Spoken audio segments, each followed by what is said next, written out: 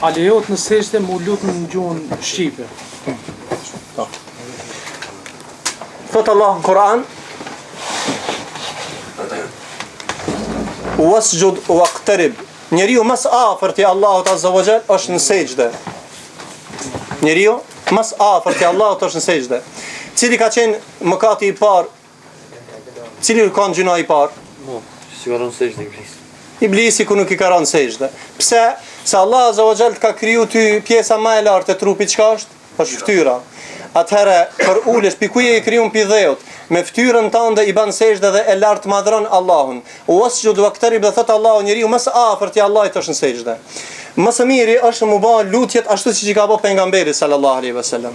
Por Allahu i kupton edhe gjuhë tjera, po më thon subhana rabbiyal ala, për shkak fjalorit ton, fjalori jon është shumë fukara dhe fjalori këtëve gjuhëve tjera, prandaj me thon subhana rabbiyal ala është do të thot me thon i lart madhruar është Allahu subhanahu wa taala.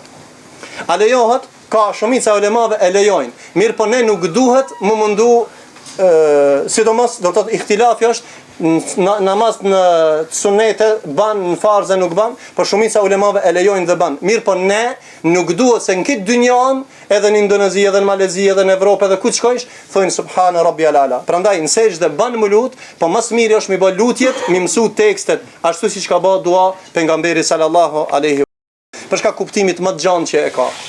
Banë dhe dua, jashta fjale subhana rabbiyal ala, ki nevoj, ki telashe, ke nevoj lutjet veçan ndaj Allahut, banë me ba edhe lutje, ke problem me evladin, ke problem me udhëzimin e fëmijëve to, ke problem me vetë vetën, e lutë Allahun subhanahu wa taala, inshallah Allahu i pranon lutjet tona.